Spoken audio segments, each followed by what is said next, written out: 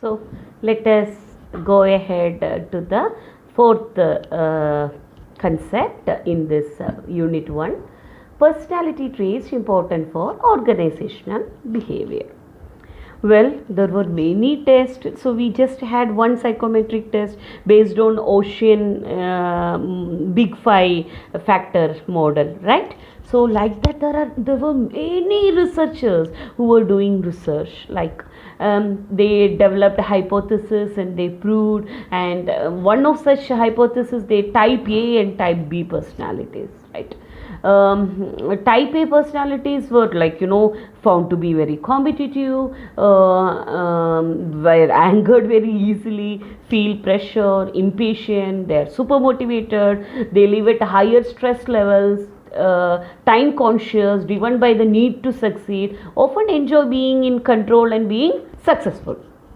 Whereas type B personalities are very relaxed and easygoing, live at lower stress level, enjoy the achievement, but will not stress over loss. It's okay, chalta hai, sort of a thing. Often very creative, reflective they are. They tend to work steadily, not highly competitive like type A. Often find enjoyment mediating or in the arts. So now you can identify from the Ocean personality. You have identified all the various dimensions of personality where you stand. Now if I ask you, what is your personality type A or type B? Now for that there is a different psychometric test is required. So type A or type B. So what I suggest, you can Google out, you can go by open learning mode for this particular thing and do a test, type A or type B, identify and let me know which is your personality type. Okay,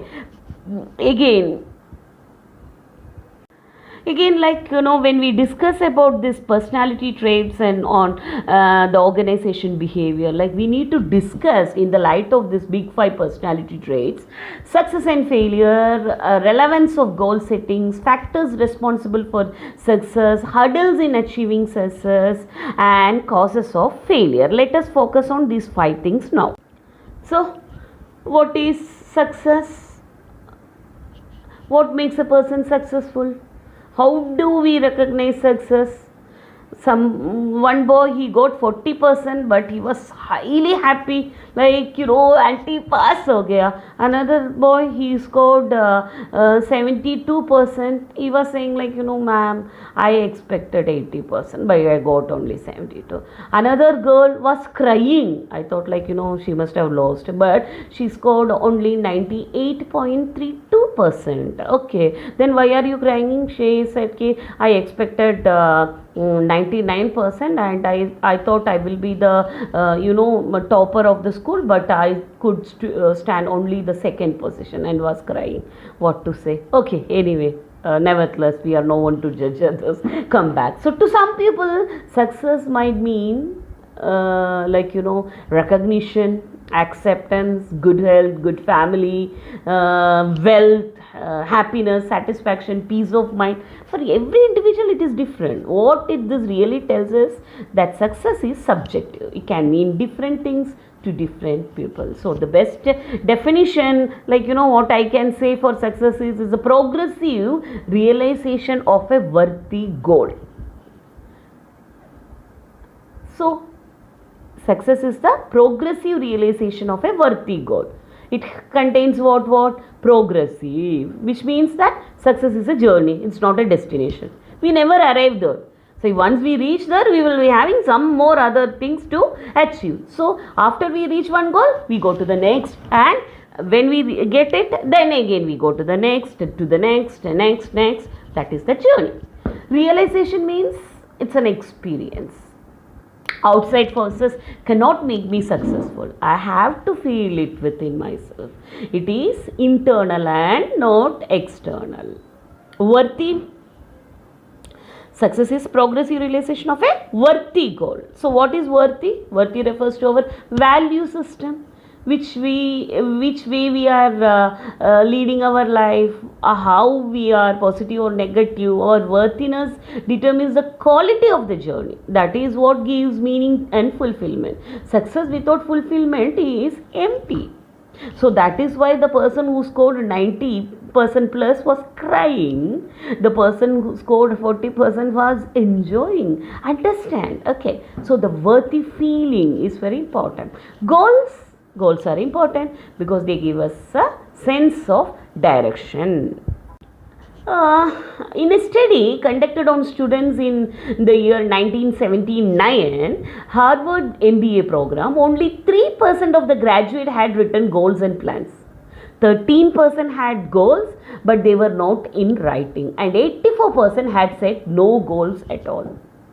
10 years later, that is somewhere in 1990, the findings revealed 13% of the class who had goals were earning up to 84% compared to those who had not set any. For the 3% who defined their goals and wrote them down, they were earning on an average 10 times as much as the other 97% put together.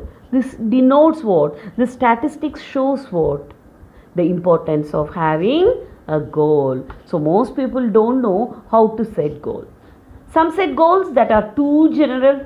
They are in reality fantasies common to everyone. Goals on the other hand are clear, written, specific, measurable. SMART goal: specific, measurable, achievable, realistic, and time bound. Most people fear failure. Failure hurts, but it is often necessary to experience failure in order to achieve the greatest success. So do not unconsciously sabotage yourself by not setting any goals in which you might fail. They fear rejection. People are often afraid that if they are unsuccessful at achieving a goal, others will be critical of them. This is remedied by keeping your goals to yourself at the outset. Let others see the result and achievements once you are accomplished your goals. Good idea, na? Some people are called away from goals. They are usually framed in the negative. Here example. For example, like I don't want to be overweight.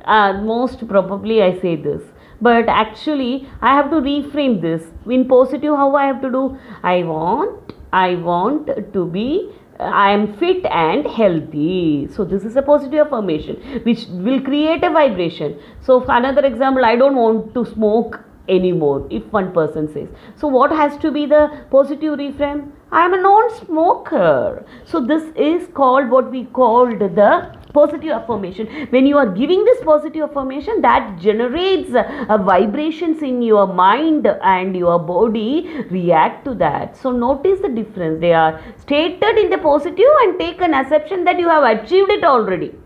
Okay, by assuming as if your behavior changes so that you are acting like to have already achieved what you wanted to do. What a great feeling to have even before you have got there. It also absorbs motivation. So now we have determined if your goal is towards something or away from something. So we have now started it in a positive mode. So now reframe your goals. It's time for you. So an ideal goal should be expressed in the positive, be time bound and specific. So how your goal has to be, children? SMART goals. What is SMART? Specific, measurable, achievable, realistic and time bound. So goal size is the goal too big to achieve. If so, then breaking it down to smaller bite-sized pieces may be the right approach. So now let's see what are the factors responsible for success. The motivation to success comes from the burning desire to achieve a purpose. Napoleon Hill wrote, whatever the mind of a man can conceive and believe, the mind can achieve. So burning desire is a starting point of all your accomplishment. Just like small fire cannot give much heat, a weak desire cannot produce great results. So burning desire is a must. Just check yourself. Just rate your desire. Well, we need to work. We need to make it more like, more sophisticated, and we have to reshape that into burning desire. The second point in factors responsible for success is commitment. Integrity and wisdom are the two pillars on which to build and keep commitments. This point is the best illustrated by the manager who told one of his staff members, integrity is keeping your commitment even if you lose money, and wisdom is not to make such foolish commitments. I hope you understood it. Okay. Integrity is keeping your commitment even if you lose money, and wisdom is not to make such foolish commitment. So integrity and wisdom are the two pillars on which to build and keep your commitments. Well, there is a big difference between playing to win and playing not to lose. When we play to win, we play with enthusiasm and commitment, whereas when we play not to lose, we are playing from a position of weakness. So let us identify that, the negative and the positive side. There are no ideal circumstances. There will never be. To reach anywhere, we cannot just drift nor lie, or we have to just keep on adjusting and dragging. We need to sometimes sail with the wind and sometimes against it, but sail we must. Now in this during this pandemic situation, we have to energize ourselves. We have to be so much positive that we are all protected. We are taking all the precautions. We are taking good hygiene. We are taking good care. So we are preventing the COVID virus attack. But if it comes also, we have to overcome that. That is the commitment. So coming to the third point, so to be a winner, tougher the competition. So to win over Corona is something which we have to dream and make a wish where dreams comes into reality. Yes. The third is the responsibility. So a duty which becomes a desire will ultimately become a delight. So people with character accept responsibilities. So we are all, being the youngsters, you are responsible for our nation's growth. So you have to work really hard to make our nation a better, happy nation. So Atmanirbhar banne ka, how we can put ourselves resilient, how you can make self-sufficient, this is by taking up the responsibilities. People with character accept responsibilities. They make decision and determine their own destiny in life.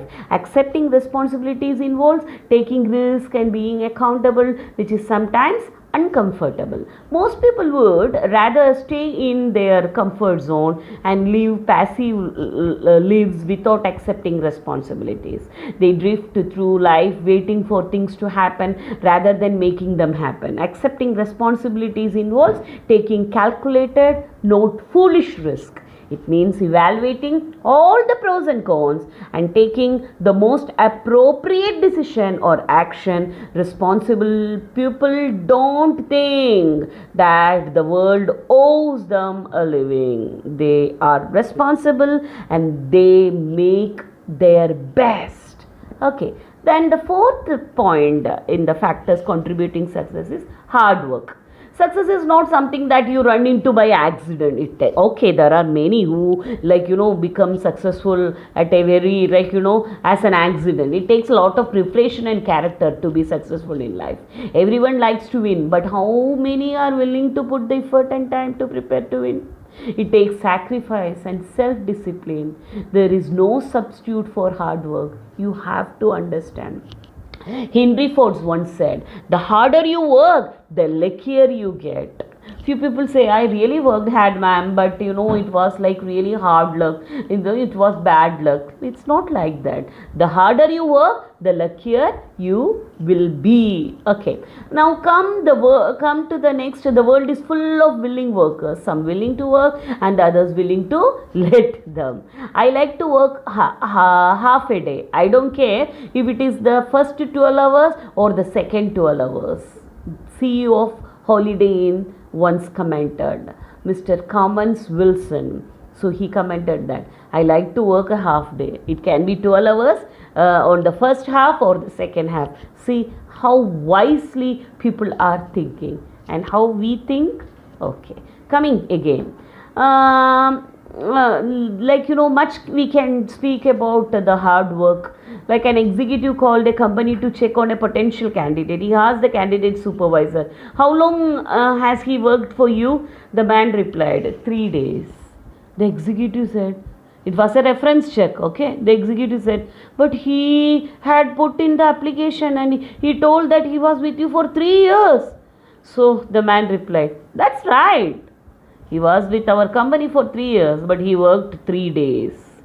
So this is not the thing which you have to develop. You have to be really hardworking. And the fifth factor contributing to success is character. Character is a sum of a total of a person's values, beliefs, and your personality. It is reflected in your behavior, in your action. It needs to be preserved more than the richest jewel in the world.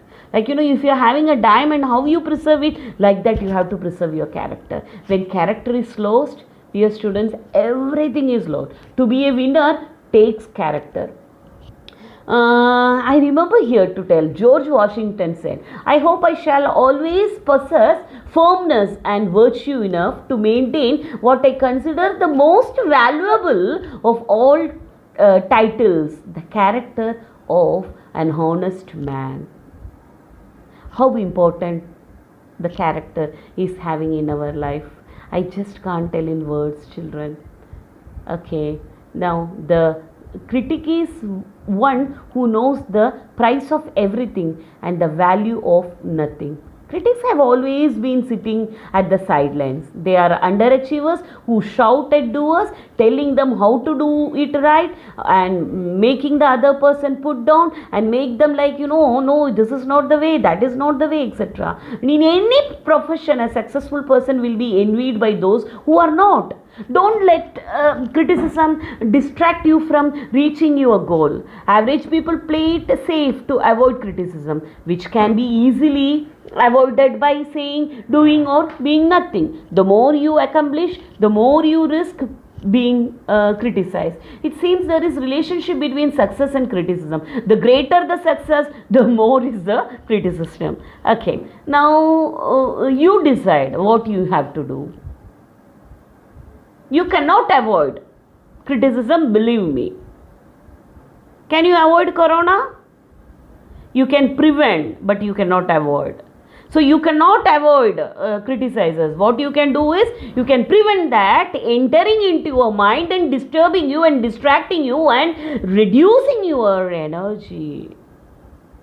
The sixth factor is positive believing. I told you I will speak about your positivity, negativity later. So now let me discuss that positive believing. What's the difference between positive thinking and positive negative thinking? Positive, that I need not explain you. Everybody knows it. Let me ask that what is the difference between positive thinking and positive believing? Tricky, right?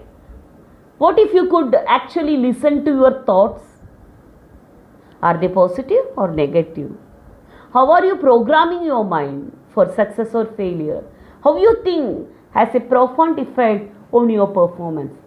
Oh my God, this chapter is too difficult. How am I going to study? Is this your reaction? Oh, this chapter is having lot of concepts. I need to work little bit more to, get the expertise in this particular thing. Having a positive attitude and being motivated is a choice we make every morning. Living a positive life is not easy, but then neither is negative living. Given a choice, I would go for positive living. Positive thinking is better than negative thinking, and it will help us use our ability to the fullest. Positive believing is a lot more than positive thinking. It is having a reason to believe that positive thinking will work. Positive believing is an attitude of confidence that comes with preparation. Having a positive attitude without making the effort is nothing more than having a wishful dream. Okay, I hope you got it. You have to be successful. Here comes more tips. Give more than you get. It's easy to succeed today. We have no competition. But if you want to get ahead in life, go an extra mile. There is no competition on the extra mile. Are you willing to do a little more than you get paid for? How many people you know are willing to do a little bit? I don't work just for the time. My time is not fixed to the working hours. I am a teacher by my passion. Okay, so it is not for that. It's most people don't want to do what they get paid for, and there is a second category of people who only want to do what they can get by with. They fulfill their quota just to keep their jobs. There is a small fraction who are willing to do a little bit more than what they get paid for. Why do they do more? If you fall into the last category, then where is your competition? You keep on doing, you identify new areas where I can learn, I can learn new things and keep on adding things, innovative things. So there is no competition. Give more than you get. There are a lot of advantages. You make yourself more valuable regardless, gives more confidence. People start looking at you as a leader, like, you know, even if like in seniority you are nowhere, but you are accepted by others as a leader. Others start trusting you, superiors start respecting you. It breeds loyalty from both the subordinates and superiors, and it generates cooperation. This makes a big difference. Then the eighth factor which influences success is the power of persistence. Nothing will take the place of persistence. Believe me, talent will not, genius will not, education will not. Nothing is going to replace persistence. Persistence and determination alone are omnipotent. The journey to being your best is not easy. It's full of setbacks. Winners have the ability to overcome and bounce back with even greater resolve. Persistence means commitment and determination. There is a pleasure in endurance. Commitment and persistence is a decision at least puts in years of practice for a few seconds or minutes of performance, isn't it? Just 3 minutes of performance dance. One of my student bagged prize recently in a competition. I was very happy, right? For that 3 minutes, 4 minutes of performance, he stood first. So he stood second. So here he must have practiced for many hours.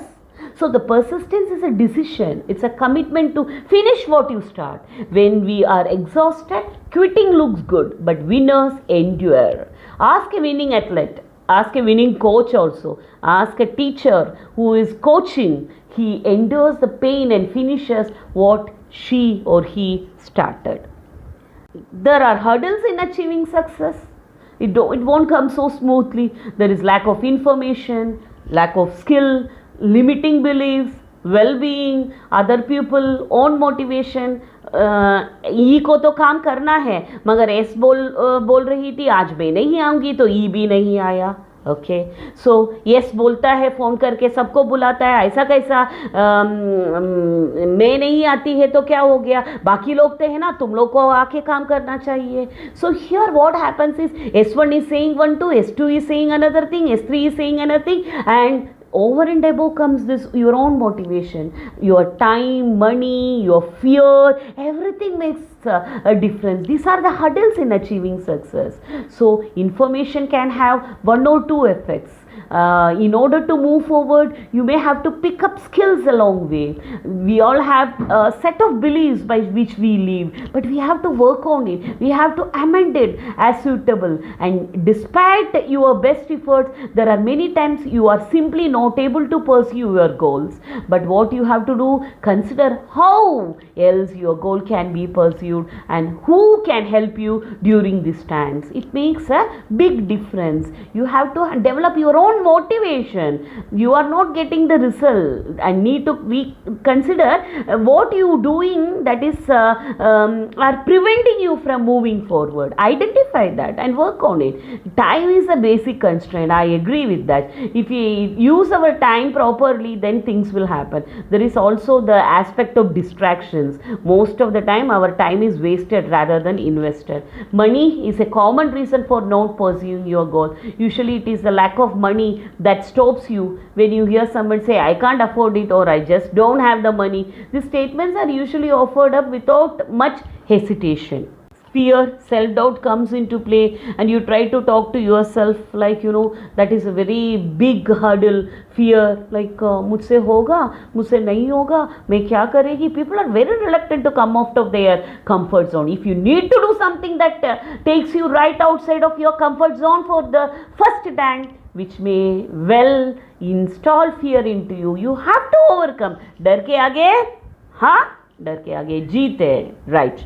Now let's see the failure part. Failure can be defined as a state or condition of not achieving a desirable or intended objective. Disappointment, rejection, unsuccessful attempts were not failures to few people.